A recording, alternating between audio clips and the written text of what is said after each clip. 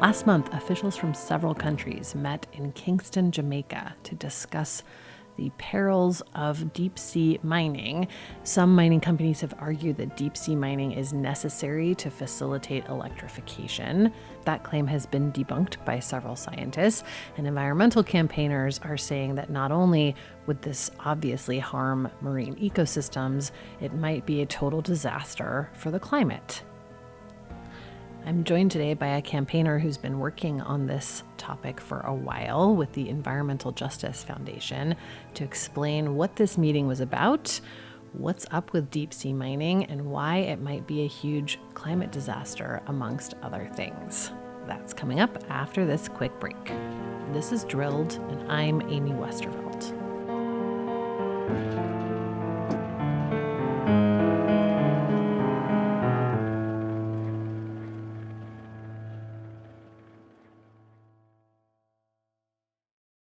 My name's Lara Shirer-White, and I'm a campaigner in resource extraction and ecosystem security for the Environmental Justice Foundation.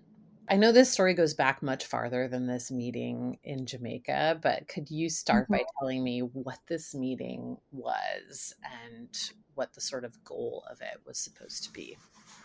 Yeah, absolutely. The July meeting of the International Seabed Authority was the meeting of the body that is responsible for governing deep sea mining in international waters specifically.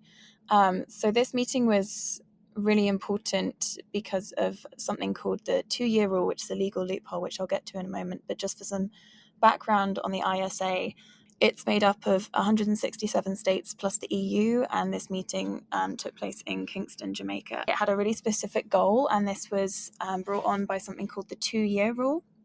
So this was triggered in July 2021 when the island state of Nauru announced its intention to start mining the seabed in international waters.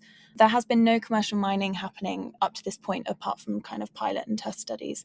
But what happens when a country announces its intention to mine under the UN Convention of the Law of the Sea is that it kind of starts the clock on a 2-year deadline for the International Seabed Authority to agree on rules and regulations to allow deep sea mining.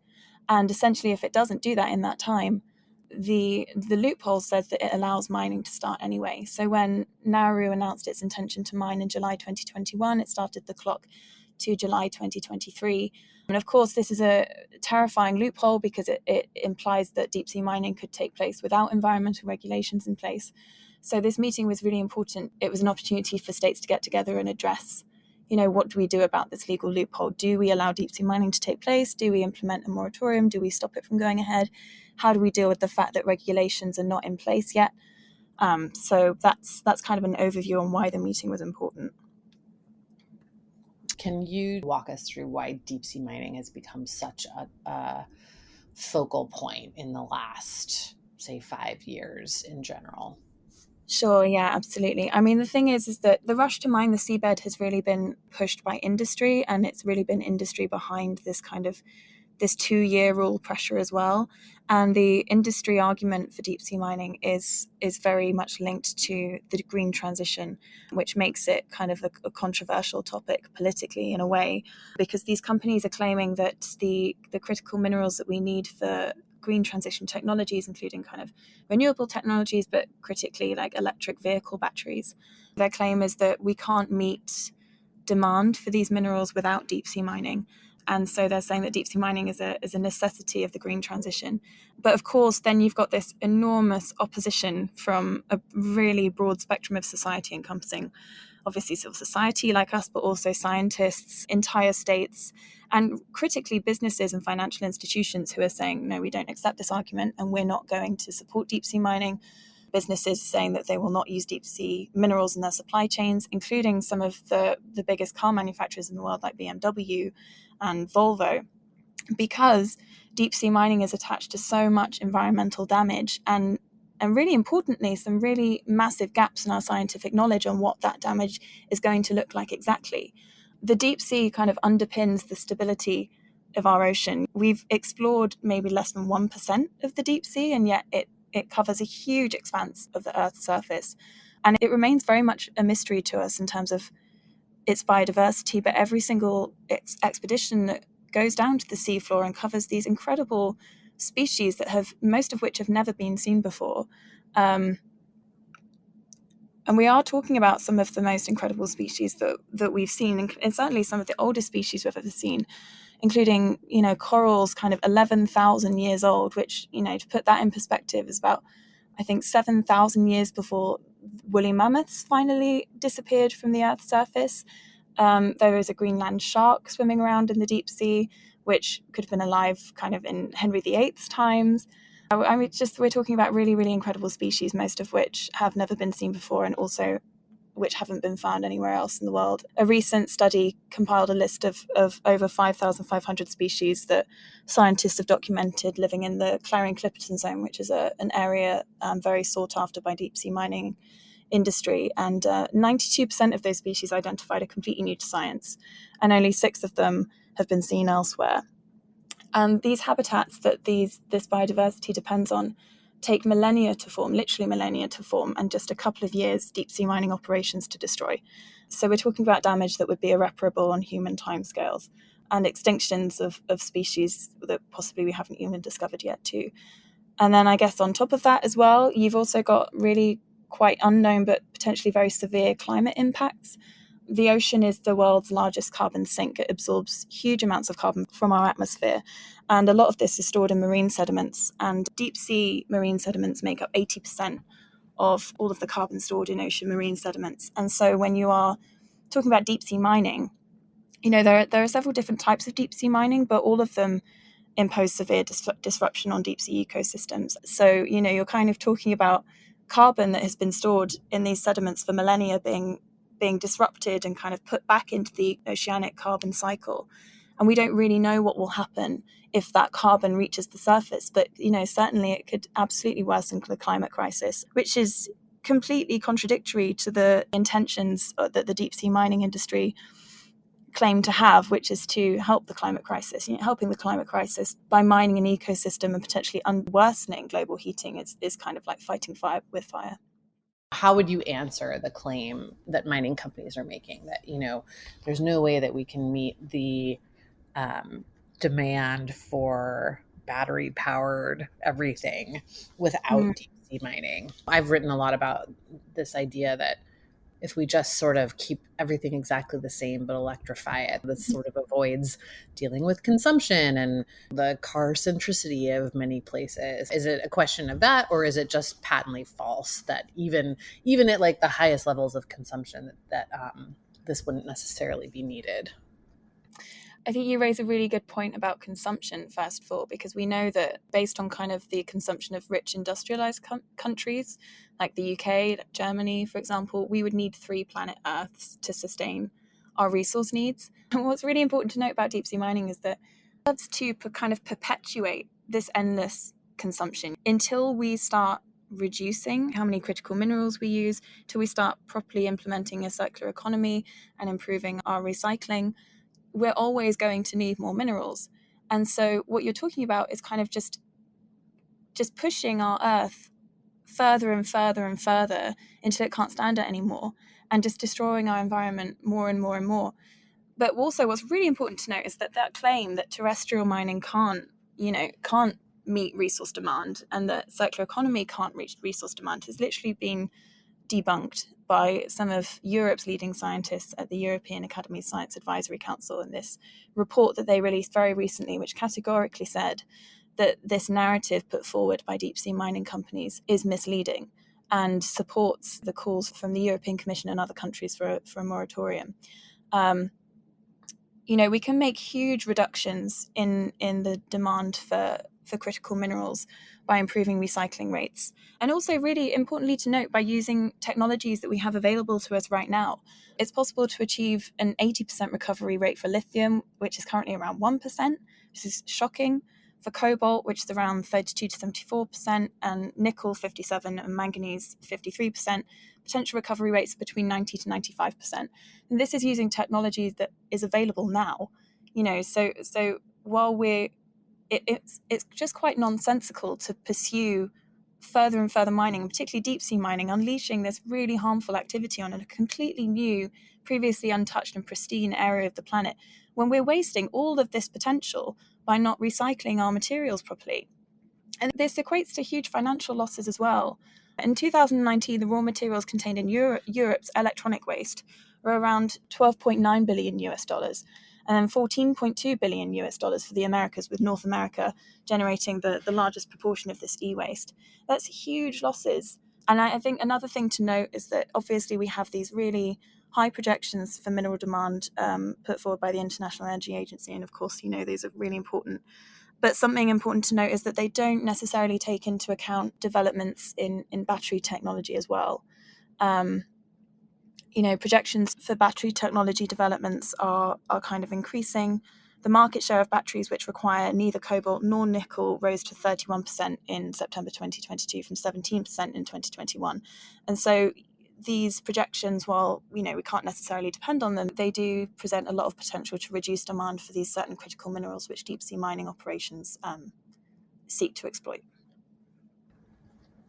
It's so interesting. Could you address the sort of the justice angle as well? I was reading about the contract that Nauru has with this mining company in Canada. It reminds me so much of what oil companies do in what they call frontier territories as well, where they just kind of very quickly capture the government and exert an enormous amount of control. And the sell is always that this developing country is going to get rich off of this thing, and it never seems to really happen. So I'm curious to hear your thoughts on that and how this sort of just like repeats a lot of the same colonial patterns we've seen in other types of extraction. Yeah, absolutely. It's a really important dimension of it. I mean, I think something important to note about the way that deep sea mining kind of works is that for an exploitation license, it has to have a sponsoring state. A company has to have a sponsoring state in order to mine the seabed. And so you frequently have these big corporations based in the global north using a state like Nauru, like a Pacific island state, as its sponsoring state. And it is presented as kind of like a really big opportunity for this state. But ultimately, if the company is based in the global north and that's where they're paying tax, it's really hard to see what the economic benefit is of this. And also, you then have kind of questions surrounding liability, like who's responsible if something goes wrong and who deals with the fallout when something does go wrong. I think a really good example of this is in 2011, Nautilus Minerals, which is again a Canadian-owned company, as is the Metals Company, which is the company that has the license sponsored by Nauru. They were granted a deep sea mining license by Papua New Guinea for mining in the country's own waters. And this project went ahead, but it collapsed into insolvency in 2019. And this meant that Papua New Guinea ended up losing out on around 120 million US dollars, which equates to around a third of the country's annual health budget, or almost a third. A really important point of this is that actually the people who deal with the fallout in these countries frequently are the people who have nothing to do with this at all. We're talking about communities who depend on the ocean for their livelihoods, who have cultural ties to the ocean. For example, in Papua New Guinea, shark calling is used as a traditional method of fishing, and fishers in Papua New Guinea are still reporting that this traditional practice has been damaged by the deep sea mining operations because of the noise and the disruption that the deep sea mining caused. They say has scared away the sharks, and they haven't come back. We see there are some interesting ties between this case and what's going on currently, because Gerard Barron, who was one of the individuals behind Nautilus Minerals, has now moved to the Canada-based The Metals Company, which is behind the license sponsored by Nauru, which has triggered the 2-year rule. So I think it's really critical that we ask these kinds of questions about who benefits, because the answer is that it's not the communities in these countries who depend on the ocean. It's going to be big corporations, mostly in the global north. And I think we'll just see this environmental injustice that we see already in so many different sectors and different industries just being perpetuated in a new form. From the reporting that I've read on the meeting in Jamaica, China has been a big proponent of getting deep sea mining going. What are the countries that are pushing for more caution here? China's absolutely pro deep sea mining. We also have Norway, the UK. I wouldn't say that they're like massive proponents, but they haven't announced moratorium. They have licenses, they have interest. Norway has opened up areas of its own continental shelf to deep sea mining already. And then on the other side of things, we have this huge movement for a moratorium, and it's not big enough yet, and we need way more countries, but it is accelerating. Like, this wave of opposition is growing significantly. So for calling for moratorium, we've got the Federated States of Micronesia, Canada, New Zealand, Switzerland, Samoa, Palau, Fiji, among others. Precautionary pause, Costa Rica, Chile, France have called for a ban. We've also got Germany, Portugal, Spain, Sweden, Finland, all coming out with positions against deep sea mining.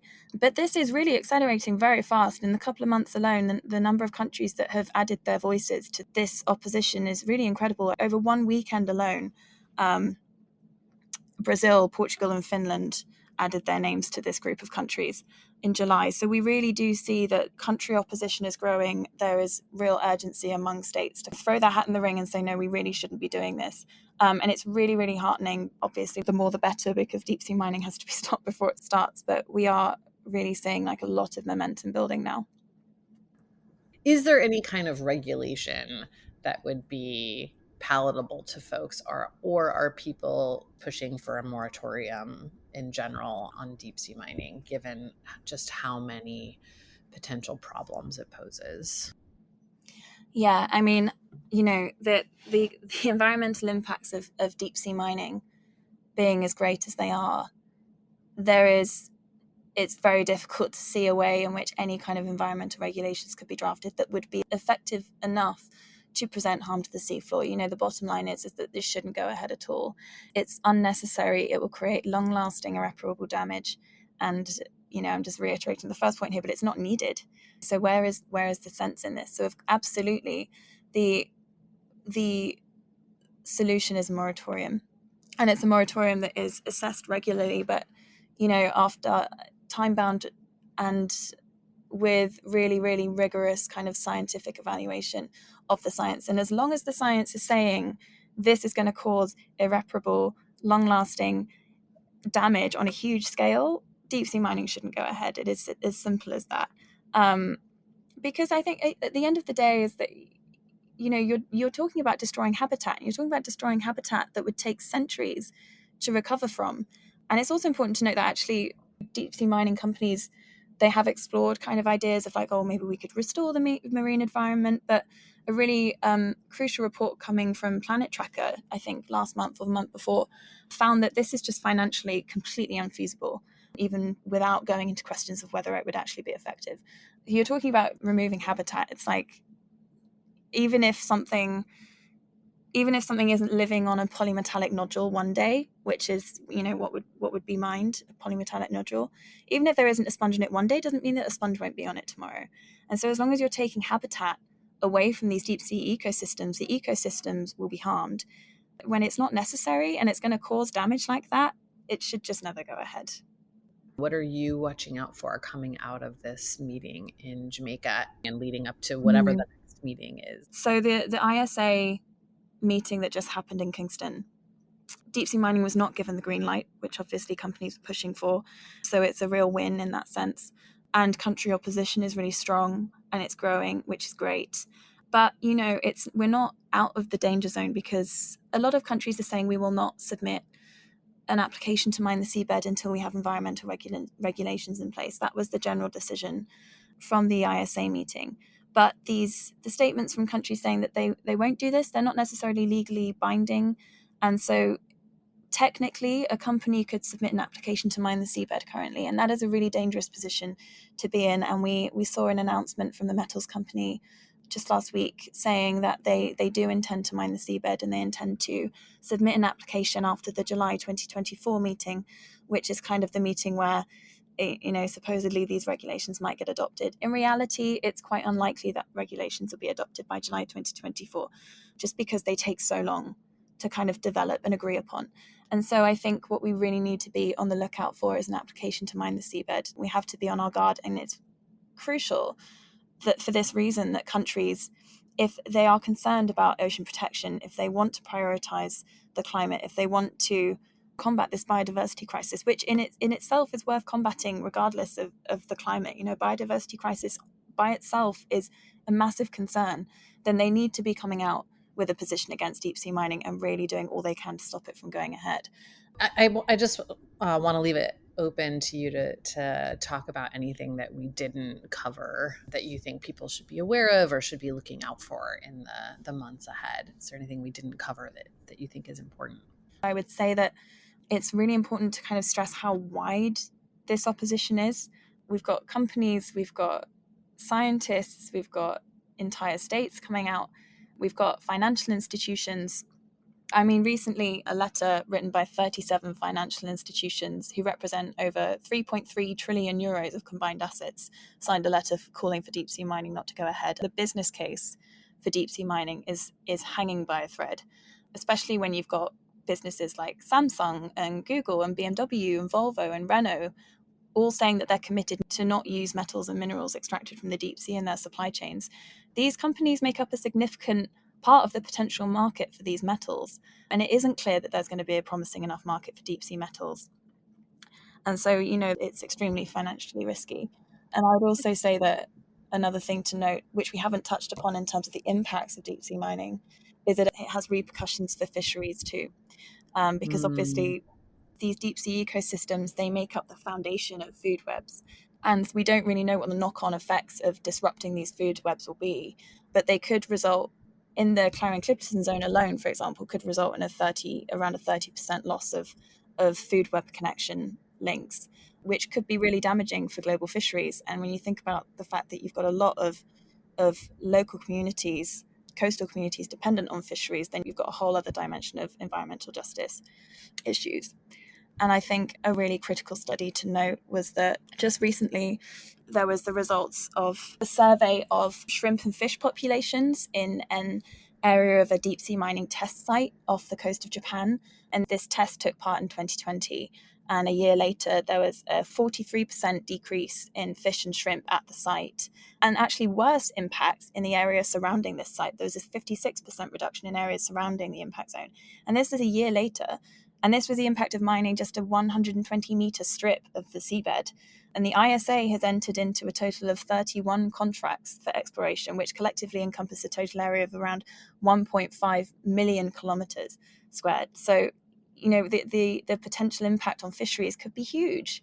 And that's really important to note. And as a result, we've also had a big pushback from a coalition of seafood industry groups, including the Global Tuna Alliance, whose 48 industry partners account for around 32% of the global tuna trade. They've all expressed opposition to deep sea mining as well, because there's huge concerns that it could disrupt this massive global industry.